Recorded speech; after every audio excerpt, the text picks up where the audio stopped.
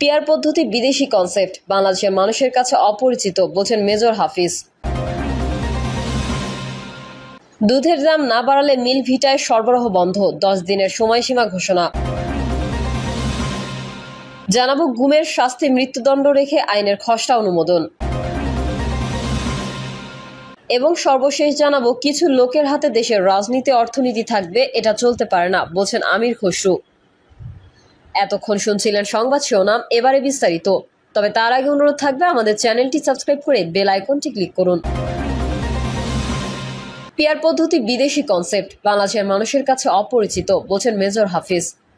সংখ্যানুপাতিক বা peer vote পদ্ধতিকে বাংলাদেশের মানুষের কাছে অপরিচিত ও একটি বিদেশি ধারণা বলে মন্তব্য করেছেন বিএনপির স্থায়ী কমিটির সদস্য মেজর হাফিজ উদ্দিন আহমেদ। তিনি বলেছেন, পাকিস্তান, ভারত, যুক্তরাজ্য বা যুক্তরাষ্ট্রে এই ধরনের পদ্ধতি নেই।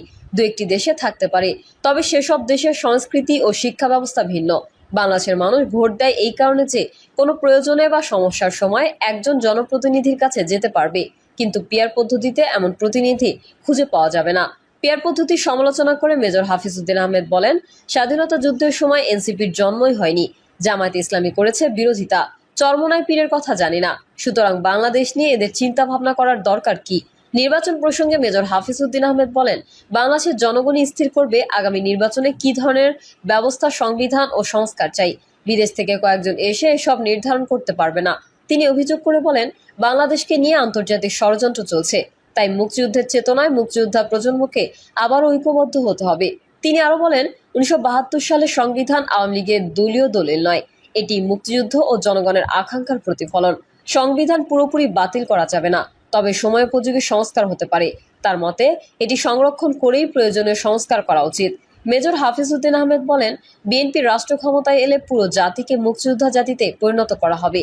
ছাত্রদের সামরিক প্রশিক্ষণ দেওয়া হবে, যাতে কোনো প্রতিবেশী রাষ্ট্র হুমকি দিতে না পারে। আমাদের সেনাবাহিনীকেও পরিবর্তন হতে হবে, যুদ্ধ করার মানসিকতা থাকতে হবে। কেবল ব্রিজ, রাস্তাঘাট করবে এই ধরনের সেনাবাহিনীর প্রয়োজন নাই। আমরা মুক্তিযুদ্ধের সেই 71 সালের সেনাবাহিনী দেখতে চাই।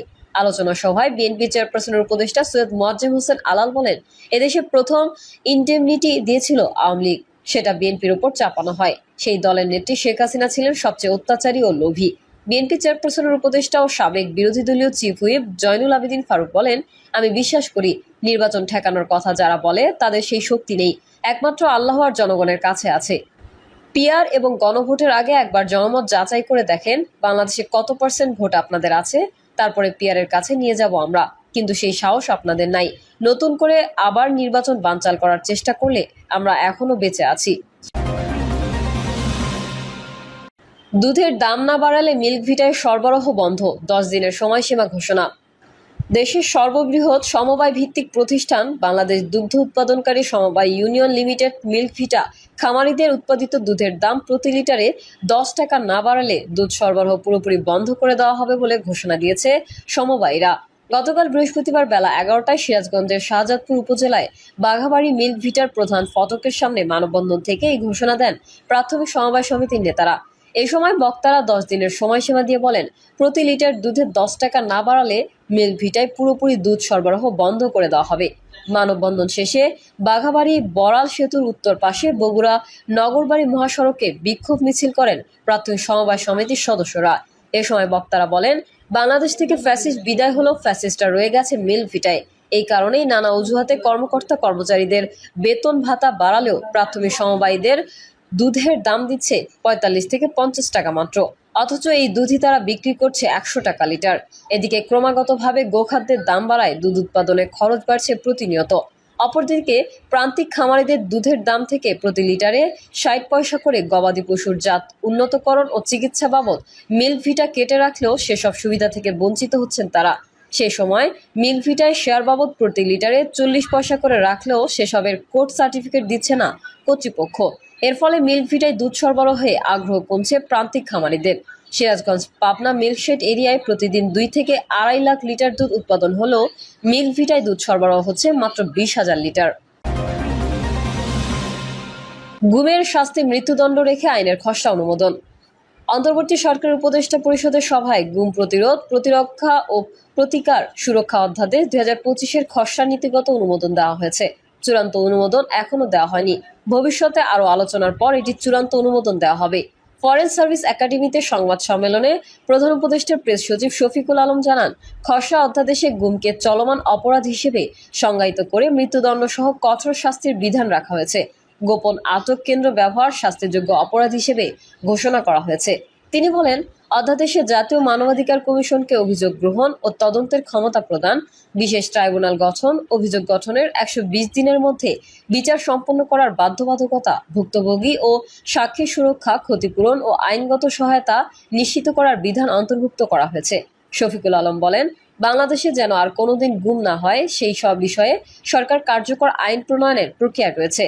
খসড়া অধ্যাদেশ প্রণয়নের সময় আন্তর্জাতিক ও জাতীয় মানবাধিকার সংস্থা এবং সংশ্লিষ্ট স্টেক হোল্ডারদের মতামত বিবেচনায় নেওয়া হয়েছে। এটি দেশের মানবাধিকার রক্ষার গুরুত্বপূর্ণ পদক্ষেপ হিসেবে কাজ করবে। তিনি আরও উল্লেখ করেন, আজকের অনুমোদন কেবল নীতিগত। চূড়ান্ত অনুমোদনের জন্য এটি ভবিষ্যতে আরও আলোচনার মাধ্যমে উপস্থাপন করা হবে। অধ্যাদেশ কার্যকর হলে ভুক্তভোগী ও তাদের পরিবারকে যথাযথ সুরক্ষা এবং প্রতিকার নিশ্চিত করা যাবে। কিছু লোকের হাতে দেশের রাজনীতি অর্থনীতি থাকবে, এটা চলতে পারে না, বলছে আমির খসরু। বিএনপির স্থায়ী কমিটির সদস্য আমির খসরু মাহমুদ চৌধুরী বলেছেন, কিছু লোকের হাতে বাংলাদেশের রাজনীতি অর্থনীতি থাকবে, এটা চলতে পারে না। দেশের উন্নয়নে জনগণ যদি ভাগিদার না হয় সেটাকে উন্নয়ন বলতে চায় না। দক্ষতা বাড়ানোর ফলে সম্পদ সৃষ্টি করতে হবে উল্লেখ করে বিএনপির এই নেতা বলেন, আমি অনেক দেশে ঘুরেছি, আমাদের ছেলেমেয়েদের মতো মেধাবী কোথাও দেখিনি। সম্পদ সৃষ্টি হলে আমরা সবাই এর অংশীদার হব। বিএনপির এই নেতা বলেন, শেখ হাসিনা পালিয়ে যাওয়ার পর দেশের জনগণের মনোজগতে যে পরিবর্তন এসেছে, যে প্রত্যাশা ও আকাঙ্ক্ষা জেগেছে, তা যে রাজনৈতিক দল বুঝতে পারবে না তাদের কোনো ভবিষ্যৎ নেই। সবার মধ্যে নতুন প্রত্যাশা জেগেছে, এটা কাজে লাগাতে হবে। এর জন্য সবাইকে রাজনীতি ও অর্থনীতিতে অংশগ্রহণের সুযোগ দিতে হবে। কেবল রাজনীতিতে গণতন্ত্রায়ন যথেষ্ট নয়, অর্থনীতিতে যদি গণতন্ত্রায়ন না হয় তাহলে কোনো রাজনীতি কাজ করবে না, গণতন্ত্রও কাজ করবে না। সবার জন্য সুযোগ নিশ্চিত করতে হবে, যোগ করেন তিনি। তরুণদের উদ্দেশ্যে তিনি বলেন, দেশে দক্ষ মানুষের অভাব রয়েছে। লেখাপড়ার সঙ্গে সঙ্গে যে কোনো একটি দক্ষতা রপ্ত করতে হবে। দক্ষতার উন্নয়ন না হয় বাংলাদেশের সম্ভাবনা দৌড়ে এগোতে পারেনি। লেখাপড়ার সঙ্গে সঙ্গে যে কোনো কিছুর দক্ষতা বাড়াতে হবে। বাংলাদেশের দক্ষ মানুষের ঘাটতি রয়েছে জানিয়ে তিনি বলেন, আমরা কেবল বিএ এমএ করছি, ডাক্তার ইঞ্জিনিয়ারও হচ্ছে, কিন্তু দক্ষতা উন্নয়নে আমরা পিছিয়ে যাচ্ছি। আমাদের তরুণ লোকের সংখ্যা অনেক বেশি। এটাকে যদি আমরা ব্যবহার করতে পারি তাহলে তা সম্পদে পরিণত হবে। এর জন্য পড়াশোনার পাশাপাশি দক্ষতা বাড়াতে হবে। বৃহস্পতিবার সকালে রাজধানীর গুলশানে ওয়ার্ল্ড ভিশনের ৪র্থ শিশু ও যুব সমাবেশে প্রধান অতিথির বক্তব্যে তিনি এসব কথা বলেন। অনুষ্ঠানে ওয়ার্ল্ড ভিশনের শীর্ষ কর্মকর্তারা উপস্থিত ছিলেন। প্রিয় দর্শক, এই ছিল এখনকার সর্বশেষ সংবাদ। আপডেট সংবাদ পেতে চ্যানেলটি সাবস্ক্রাইব করে বেল আইকনটি ক্লিক করুন। কমেন্টে আপনার মতামত জানিয়ে আমাদের সাথেই থাকুন। ধন্যবাদ সবাইকে। আল্লাহ হাফেজ।